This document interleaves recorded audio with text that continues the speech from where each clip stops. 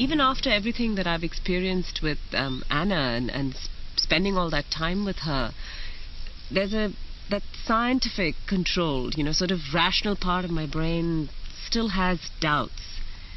So I wonder what it will take to totally convince me. And then a unique opportunity presented itself. In the course of my work, I had come across the story of Jurg Olsen, an ex-policeman turned conservationist. Jurg and his wife Karen set up the Jukani Predator Park. Here, many big cats rescued from bad zoos and canned hunting farms are offered a home and get lifetime care.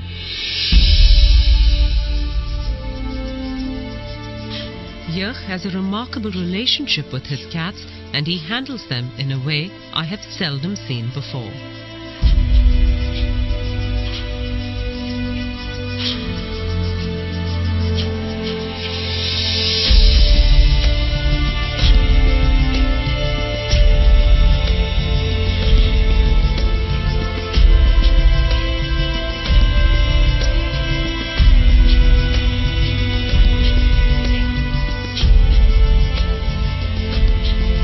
But there was one big cat here that he did not know what to do with. This black leopard, called Diablo, had been rescued from a European zoo where he'd been abused. That experience had made him suspicious and vicious. All he did was sit in his night shelter and snarl at anyone who came close to him. 6 months in, and Jurg was at a loss as to how to deal with this cat. That whole atmosphere there was a vibe of aggression and of I hate you and I will kill you. And the one encounter I had with him, he sent me to hospital 1 bite, 1 week. Here, I thought, was the perfect case. If Anna could get this animal to change his behavior and become well adjusted, then I would have no choice but to acknowledge that she was in dialogue with animals. It took me some time, however, to convince Jurg to bring in Anna. He's a dangerous cat. He's very, very dangerous. He's towards me and towards everybody else. In my opinion, the chances of an animal communicator changing that, it'll take a lot to convince me.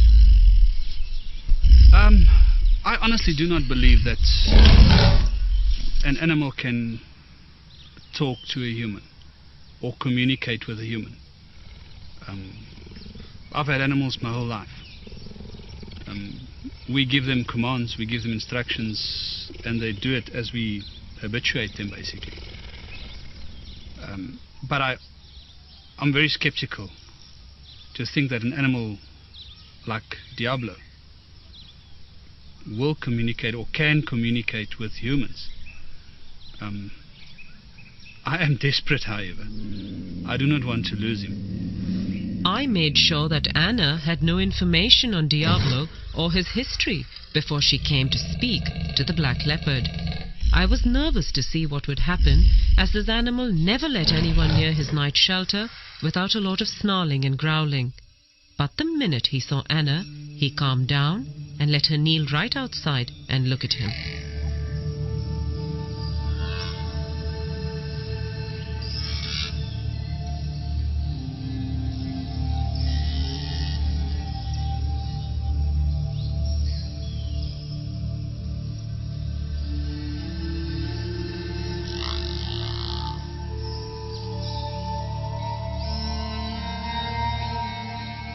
This beautiful black leopard that you've asked us to communicate with is very overawed by his new surroundings, having come from a very cramped and stressful place for him.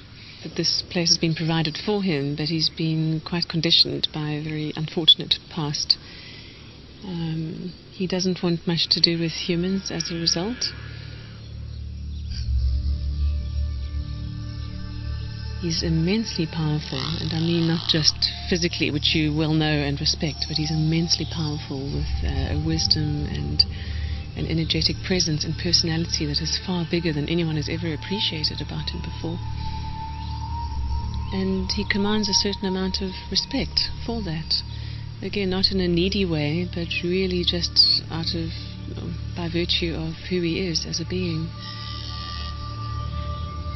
There's a very particular thing about his name, Diablo. He wants that name changed because he doesn't like the associations with it, the blackness, the darkness, the diabolical.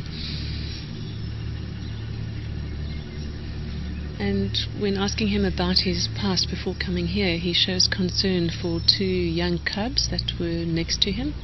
He's asking what happened to them with a great sense of care and concern. We actually forgot about that.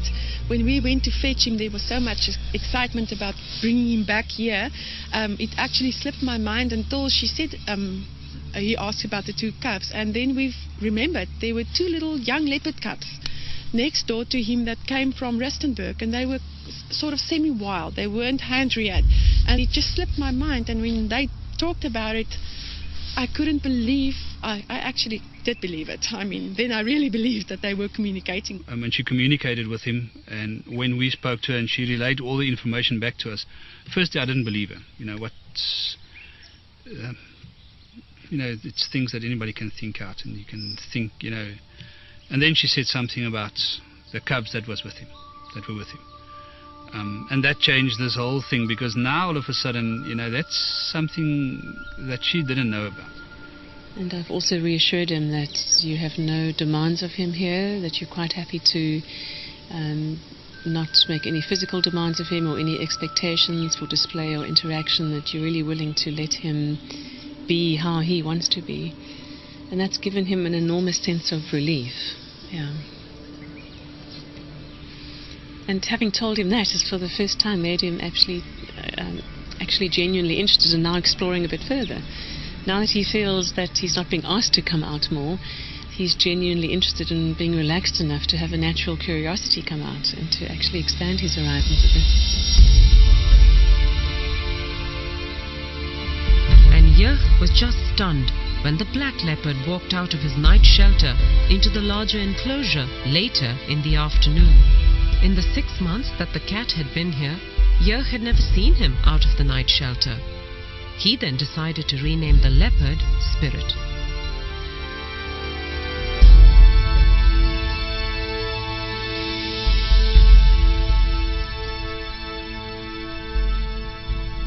We told him that same afternoon that we're not going to call him Diablo anymore. And we understand and we agree with that the diabolical side of it. That's not what he is to us. And we'd like to change his name to Spirit.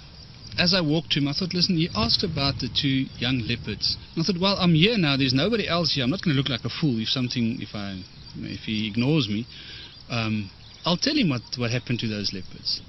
And as I called him and I said Spirit, and he was looking at me, he was lying like that, I said, with regard to the 2 little leopards, I just want to assure you and I want to tell you that they're safe. And I couldn't help it. I just said to him, wow, you're beautiful. Beautiful. Oh, that's mooi. That's mooi. And he gave me that, oh. And I thought, what's happening here? And I said to him, you understand what I'm telling you if I say to you that you're the most stunning cat? Oh. And I spoke to him and he answered me about 19 times. And he just sat there and he was totally relaxed. It's the first time since we had him that I felt at ease with him. I felt that he was relaxed and he understood me. It was, to say that I don't know what it feels like for him. For me, it was the most amazing moment. Later that afternoon, Anna came back to check up on Spirit and to see how he was doing. I'm asking him now about how he experienced the communication from Jurg through the fence. And he said it's the first time that someone has directly expressed to him verbally appreciation for who he really is, not how they see him to be. And that really surprised him. It shows me an image of literally stopping in his tracks by surprise at that sense of just this wall of appreciation coming towards him. He is so relieved that nothing's being demanded of him here. He's just so relieved. It's like this weight is lifted from his shoulders. And when he was grunting back, he said he was saying thank you for the thank yous. So for each thank you he was getting, he was saying thank you back.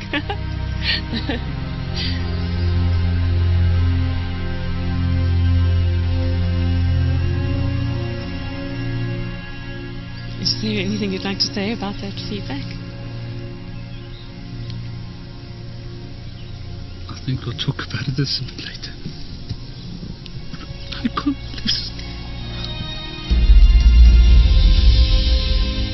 So we'll talk about this later. It's unbelievable.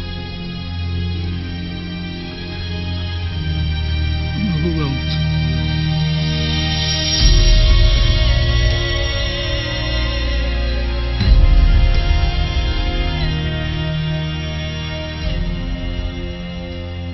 It's two different animals. It's two totally different personalities. We had a snarling cat, angry at everything, upset about being here, hating humans, hating us for having him here, ready to kill in an instant. To this relaxed black leopard that's lying on top of his log in his shelter is this attitude of you recognize me for who I am now. And it's amazing to talk to him and get the talking and get him to talk back to us. Jurg and Karen attended Anna's workshop on animal communication and now use it regularly with all their animals. It changed my whole life. And spirit and animal communication has taught me, when I work with my other lions, the reactions you get, the communication you get back, the feelings you get. Sometimes you get lions or Queenie, for instance, that's unhappy with something that happened. And I'm not sitting out there wondering what's wrong with her. She tells me, and I can correct it, and I can make her happy because she is I have to look after her. I've got to make her happy.